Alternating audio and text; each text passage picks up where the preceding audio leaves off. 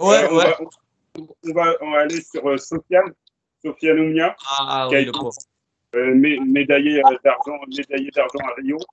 Et Voilà. voilà, il est tombé encore sur un finaliste, hein, un Américain encore. Finaliste, c'était Keishon Davis. Davis. Voilà, lui, il est allé en finale. On va repartir ensuite. Et il a été arrêté, en fait, par l'arbitre. Un arrêt de l'arbitre que, Merci Moussa. qui a dit attention, Merci. je suis peut-être pas d'accord avec toi là. Non, non, non, tu vas être d'accord parce que on en avait déjà parlé. Excuse-moi, je t'ai coupé, je te laisse terminer.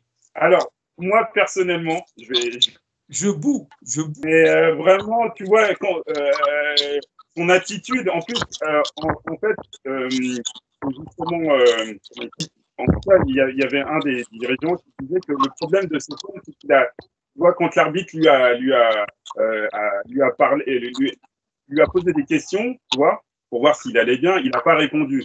Et c'est vrai que ces gens qui étaient chancelantes là, il a reçu un sacré coup, hein. Un sacré coup. Je crois que c'était une crosse arrière, un truc comme ça. Et ça l'a mis. Franchement, pour moi, c'est un psychopathe. Alors, Moi, personnellement, tu te rappelles, on en avait parlé à la dernière vidéo. oui. Un des trucs qui tue la boxe. On avait le plus gros fléau, les vols. Il y en a diront que ça fait partie aussi de vol. Mais c'est ça, on laisse plus la chance aux boxeurs de revenir. Sofiane Oumia, c'est un champion du monde. Il a plus de 250 combats, le gars. Des coups, il en a pris, et je pense qu'il va encore en reprendre. Et un coup comme ça. L'arbitre, il compte jusqu'à 8. Sofiane, il récupérait. Pour moi, il s'est passé la même chose avec le Cubain là, qui a fait champion olympique après en Angleterre. Il a pris un coup, il est tombé, il s'est relevé, l'arbitre l'a arrêté tout de suite. Il laisse plus, tu sais, un saignement, un coup qui sonne. Ça fait partie de la boxe. T'es sonné, tu comptes. T'es où, tu poses 2-3 questions, tu lèves les mains, tu repars. Pour moi, pour son statut de champion du monde, quand même, pour vice-champion olympique en titre, on peut appeler ça un titre. Bon, il est quand même vice-champion olympique. Mais je pense que l'arbitre aurait dû le laisser repartir. Lui poser 2-3 questions. Peut-être la seule erreur qu'il a fait Sofiane Oumia, à mon goût, et de ne pas répondre. Et de ne pas avoir levé les mains. L'arbitre, à 6, tu commences à lever les mains, il continue 7, 8, t'es prêt. Lui, il était, on dirait, j'ai l'impression qu'il voulait déjà repartir, quoi. Il pensait même plus à l'arbitre. Tu sais, il voulait déjà l'impression que j'ai eue. Parce qu'il n'y a pas eu que ce combat-là, il y en a eu plein, comme ça. Bien sûr. Où la moindre blessure, le moindre bobo, le moindre coup puissant, bam, il compte, il arrête. Ils ont laissé repartir personne après un compte. C'était une semaine auparavant, il y avait eu le match entre Joe Joyce et Carlos Takam qui avait été arrêté injustement. Exact, c'est pareil. On parle là, pour revenir vite face à ce combat-là, hein, en parenthèse, on n'est plus au jeu, mais c'est la même chose. Ça tue la boxe. Il n'y a plus de spectacle. Tu sais, le gars qui revient des enfers, qui tombe par terre et qui refait tomber l'autre, tu sais, comme un super-héros. Et bam, et l'autre se relève et c'est la guerre jusqu'à la fin. Je suis pas contre. L'arbitre, il lui a donné sa chance, alors que 99,99% des arbitres auraient arrêté le combat. Le premier Fury Wilder, rappelle-toi. Exactement. Tout le monde aurait arrêté. Tout le monde aurait arrêté. Bien sûr. Et bah, tu te rappelles Tyson Fury? Les arbitres, à mon avis, ils veulent plus prendre de risques. Ils veulent plus prendre de risques. Après, je rejoins. Faut protéger le boxeur. Après, faut protéger le boxeur. Mais bon, faut lui laisser une petite chance. Et tu vois, et repartir, être à l'affût. Au moindre coup, blâme, là, on arrête peut-être. Mais là, ils sont trop. Il y a le MMA qui est là. Il y a le MMA. Il y a tout ce qui est pied-point, K1, kickboxing, tout ce... Et c'est plus spectaculaire maintenant. Ils sont en train de nous s'entraîner dans le programme olympique. Est-ce qu'il y aura moins de vols? Je ne sais pas, mais il y aura plus de spectacles. Sofiane Oumiya, en tout cas pour revenir au combat pour moi, il aurait dû le laisser repartir. Voilà. Et après, il serait passé ce qui doit se passer. Hein. Mais je pense qu'avec ses plus de 250 combats, vice-champion olympique, champion du monde, il aurait trouvé un superfuge. Il a du vice, il est expérimenté. Là, on ne parle pas de gamin. Ça serait des mecs, ce serait son 15e combat à Porte de Pouchet à Paris. Bon, vas-y, t'es sonné, vas-y, rentre chez toi, tu vois. Tu feras... Non, parce que moi, ça m'est déjà arrivé de prendre un coup comme ça. L'arbitre m'a laissé repartir, heureusement. Et j'ai gagné le combat, tu vois. Donc, avant. Mais maintenant... vaut mieux les arbitres prennent plus de risques. Bocard, qu'est-ce que tu en as pensé? Non, moi, comme je t'ai dit, je rejoins Nassim là-dessus parce que c'est vrai que les boxeurs, en vérité, sont préparés pour ça.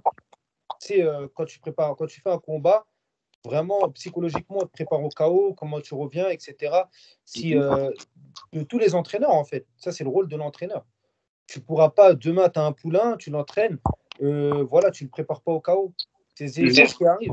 Donc, en vérité, les arbitres, je suis désolé là-dessus, ils doivent laisser la chance. Maintenant, concernant Sofiane Oumaima, voilà, c'est un boxeur en mode Oumiya, pardon. C'était un boxeur de base qui était en 60 kg.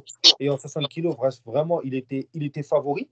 Là, moi c'est quelqu'un que je suis beaucoup. Hein. C'est un boxeur que j'aime beaucoup son style.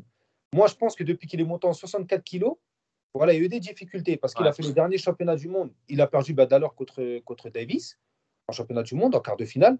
Et du coup, il a re-rencontré. Et moi, c'est quand j'ai vu qu'il allait tomber contre lui. Et Davis aussi, c'est quelqu'un que je suis beaucoup aussi, qui a fait 3 combats professionnels et qui a gagné 2 KO. Et là, déjà, comparé, c'est un très jeune boxeur, déjà, il a 20 ans, je crois, à peu près. Et déjà, de base, c'est quelqu'un qui a énormément progressé, surtout au niveau de son punch. Surtout au niveau de son punch. Donc, moi, j'appréhendais un petit peu que Sofiane, ça allait être un combat très, très difficile.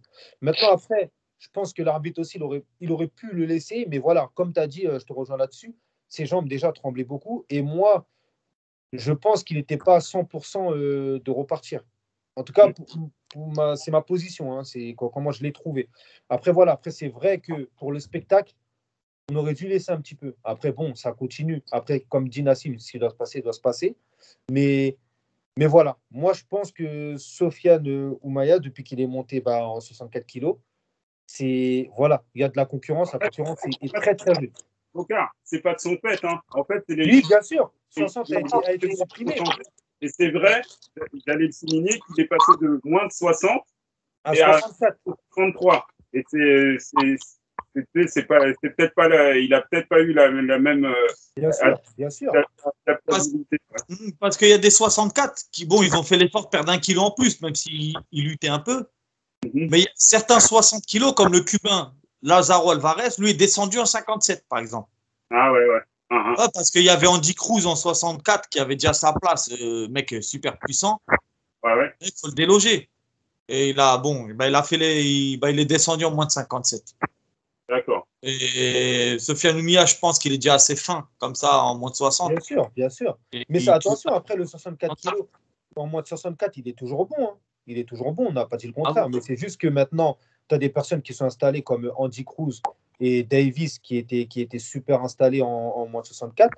Voilà, il va falloir vraiment faire un combat de haute voltige pour gagner contre eux. Parce que c'est des sacrés. Il faut vraiment être prêt pour les combattre. C'est ce que je dis. Après, j'enlève rien sur le talent de Sofiane Oumaïa. On l'a vu en 2016, il nous a fait vraiment rêver. Voilà. Donc, on espère pour lui que quand il passera professionnel, parce que je crois qu'il va passer professionnel, que vraiment, on lui souhaite la meilleure carrière en professionnel aussi. Ça, j'en doute pas de son talent.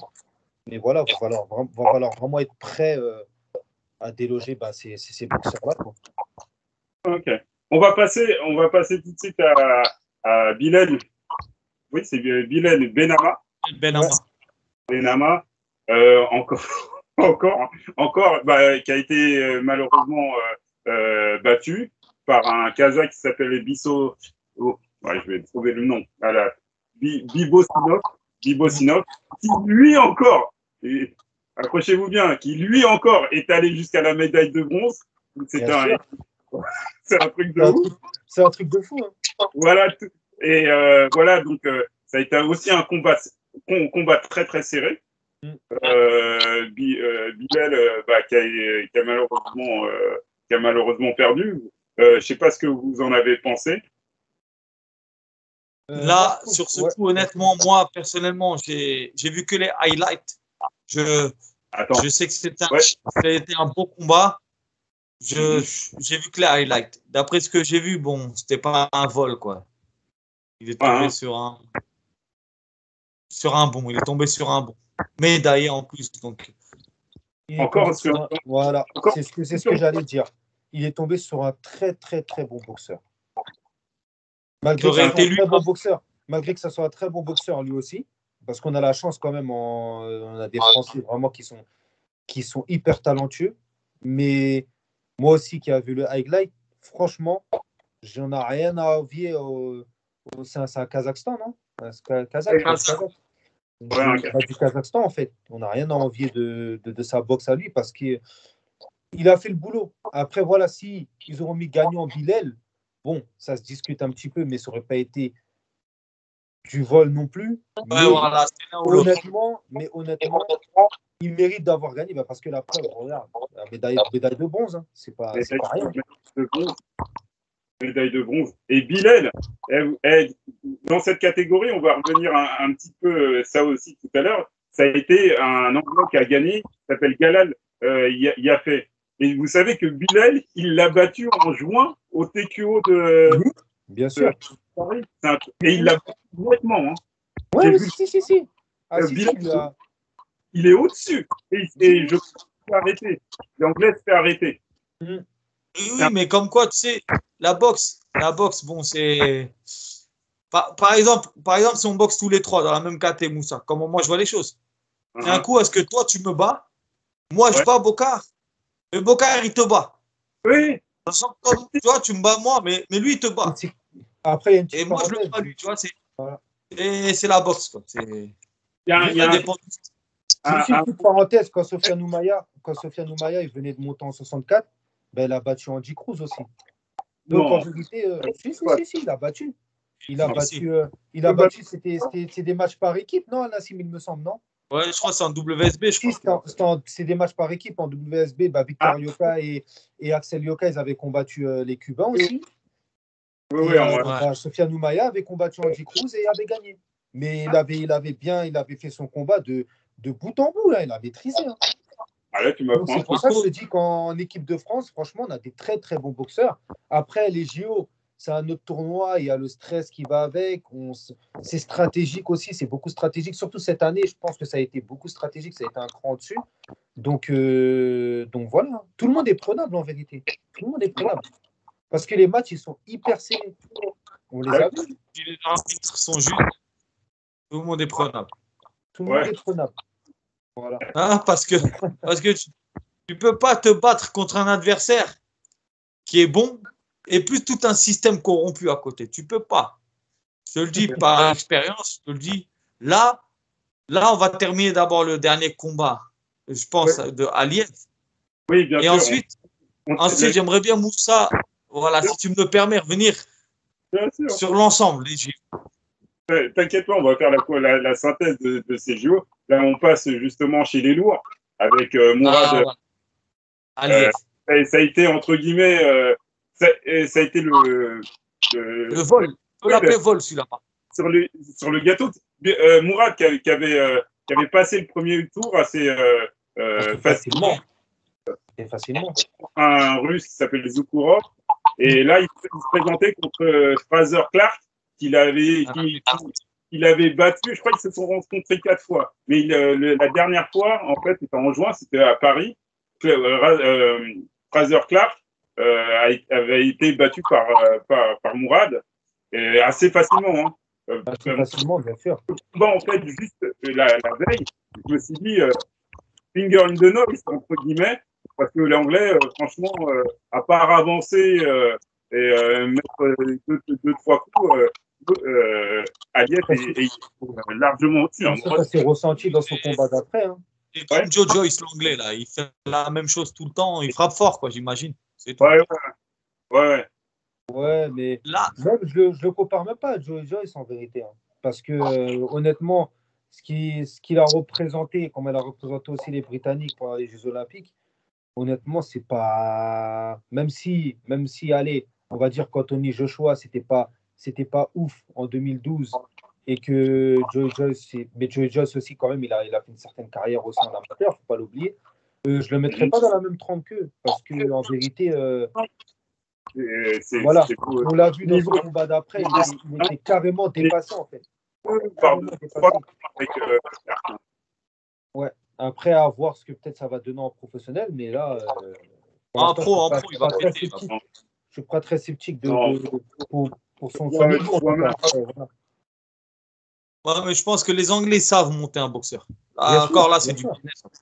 bien sûr. Oui, non, mais ce que je veux dire, c'est un mec qui va monter au top 20, mais je le vois vraiment pas aller à plus que ça, hein, lui. Lui, ça serait étonnant. Tu me diras, je sais pas si vous vous rappelez, mais Joshua, à sa sortie des JO, franchement, je lui donnais aucune chance pour devenir un top 10 ou un top Bien 5. sûr. Mais sauf que la Ouais, ouais, différence, exact.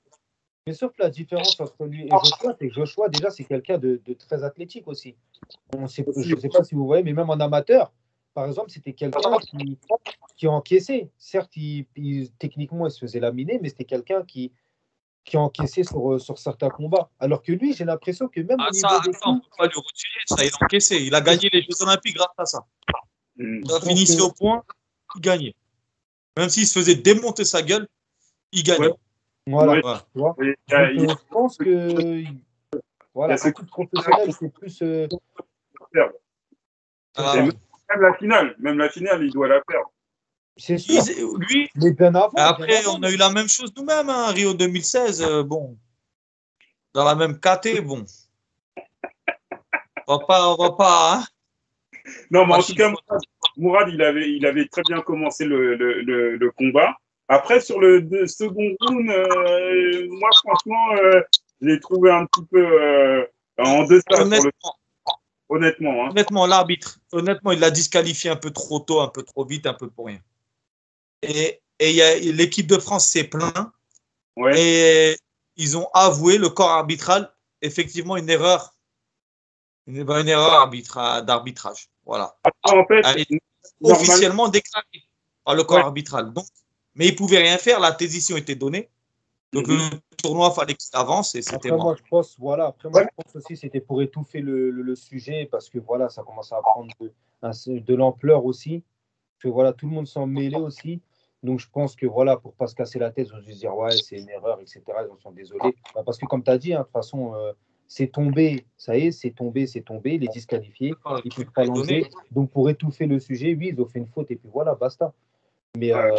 ouais, là, si on doit parler de vol concrètement en équipe de France, c'est ce combat-là, Ouais. honnêtement. Ouais, Après, c'est Mourad, voilà. incontestable. Voilà, La décision, elle est scandaleuse parce qu'en fait, Clark, en fait, c'est plein de quoi? C'est plein. Il avait les arcades ouvertes et en fait, il a fait croire, les arbitres ont cru que c'était dû au coup de tête de Mourad. Alors que sur les ralentis, on voit très clairement que Mourad, à chaque fois, il touche pas avec sa tête, certes, Ouais, il touche pas, mais il touche jamais les arcades de Clark. bien C'est sûr, bien sûr. et en plus, un coup de tête involontaire, ça peut arriver. Ça fait partie de la boxe. Involontaire, déjà, c'est pas volonté, c'est pas voulu, quoi. Du coup, y a même pas, tu vois, il y a même pas à pénaliser quelqu'un quand c'est involontaire. Là, il y en a même pas eu carrément. C'est ni involontaire ni volontaire, il y en a même pas eu. Alors, au lieu de disqualifier l'anglais pour cause de blessure, parce qu'il est blessé, ça saigne, ben, ils ont disqualifié le français. Et ça c'était bizarre, ça. Ironie du sort, le Clark, là, il est en demi-finale. Devinez quoi? Il a été battu, mais il a été battu à cause de quoi? Il a été battu, il a été dominé, hein. On en reviendra là-dessus. Et il a été arrêté à cause de l'ouverture de ses arcades. Voilà. Bien Hein? sûr. Ça aurait dû être fait avec Mourad Aliev, ça. Tout à fait. Et en plus, le, le staff français a dit que en juin dernier, quand ils se sont rencontrés les deux, le médecin de l'équipe de France, un des médecins de l'équipe de France, a justement est allé soigner les arcades de Clark, parce que c'est quelqu'un en fait, c'est quelqu'un qui ouvre facilement ses arcades. Donc déjà même pour les pros, à mon avis, il va pas faire voilà. Ça je savais pas. Voilà, pour les pros, ça va être chaud pour lui. Ah ouais, c'est pas possible. Déjà en amateur, tu te fais ouvrir comme ça. Au bout de la deuxième ou la deuxième reprise, c'est pas possible. C'est pas possible. Pas 12 rounds comme ça. C'est sûr. Non, c'est impossible. Ah bah voilà, donc on est tous d'accord là-dessus que c'est un vol en fait. Oui, on est tous d'accord là-dessus que c'est un vol et que c'est vraiment scandaleux. Et puis voilà, maintenant. Faut que ça arrête ça en vérité. Mourad, hein. T'as vu ce qu'il appelle, on passe le bras d'honneur, mais les gens, il y a certaines personnes, hein, j'ai fait une vidéo là-dessus, il y a certaines personnes ou d'autres qui n'ont pas compris. Mais bon, je pense que vous pouvez leur dire, tous les sacrifices faits, voilà. Arriver là et te faire voler comme ça, c'est incroyable. C'est compréhensif. Il y en a, ils jouent leur vie aux Jeux Olympiques parce que s'ils veulent passer pro, faire une médaille aux Jeux, c'est le contrat de leur vie. C'est une carte de visite. Il y en a, ils jouent leur avenir. Il y en a, ils ont sacrifié 5 ans, pas 4 cette année, 5 carrément, à se priver, à avoir une hygiène de vie stricte, à s'entraîner 2 fois par jour, des fois plus. Là, Mourad Aliev, c'est une KT où il n'avait pas à gérer le poids, mais il y en a d'autres, il faut encore gérer le poids, il faut faire tout ça. Sacrifice de nourriture, sacrifice même moralement, ça use. On voit pas ses proches, eux, ils sont à l'INSEP, ils sont internes. Et au bout d'un moment, tu te sens en prison, tu es dégoûté. Mais tu lâches pas, tu es focus sur ton objectif. Et à la fin, il se passe ça. Tu es dégoûté, c'est tout ce qu'il y a. Il te brise ta carrière. Il est resté, je pense, 40 minutes sur le ring. Et il a bloqué le protocole et tout. Franchement, mais bien, en tout cas, le staff français, moi j'ai bien aimé, ils l'ont soutenu jusqu'au bout. Il y a même Nato, le président de la Fédé qui était là, qui l'a soutenu.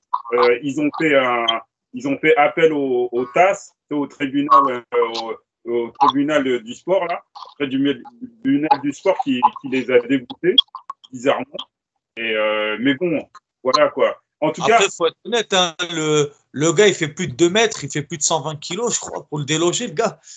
Un gars énervé comme ça, en plus, qui sait bien se servir. Un gars énervé comme ça, en plus, on le voit. C'est une vraie force de la nature. Ah, fallait un vrai samouraï, là, au Japon, pour lui. Lui, ça aurait été chaud. Après, tout le monde le comprend. Nato, il sait bien comment ça se passe, la boxe. Tout le monde, John, on a tous été victimes de ça. Donc, voilà, on a tous compris. Ceux qui connaissent la boxe, ceux qui vraiment connaissent la boxe, on a tous compris sa frustration, son énervement. Moi, je le comprends. Honnêtement, voilà, moi, je lui en va de grosse force. Il a déclaré que de toute façon, il n'allait pas attendre 2024, il allait passer professionnel. Donc, après, il pourra peut-être faire les JO en tant que pro. Hein? Il pourra peut-être faire les JO en tant que pro. Parce que les pros ont le droit de faire les JO. Oui, mais je pense qu'il a tourné la page. Ouais. Peut-être que ça reviendra, mais je pense qu'il a, quand il disait je vais aller chez les pros, je pense que c'était du définitif. Non, c'est dans 3 ans, c'est dans pas longtemps. Mais bon, après, voilà. 26 ans, peut-être qu'il est. Après, tu sais, la boxe pro, tu vois, maintenant, ce qui est bien dans cette histoire, c'est au moins, ça lui a donné de la visibilité. C'est ça. Voilà, j'ai vu son truc qui est entre guillemets, il a buzzé, mais j'espère que pour lui, ça va lui rapporter qu'il va pouvoir tabler sur sa nouvelle notoriété, parce que je pense qu'il a été bien accueilli à Paris. Donc, au moins, il y a ça qui sera sorti un petit peu bien de cette histoire-là. Le RQB Talk Show, c'est ce qu'il te faut. Le rendez-vous des amateurs et des pros. J'espère sincèrement que tu as apprécié le contenu et les débats de notre émission. Pour nous le faire savoir, n'hésite pas à liker, à commenter, à partager, à t'abonner à notre chaîne pour nous donner rien que de la force.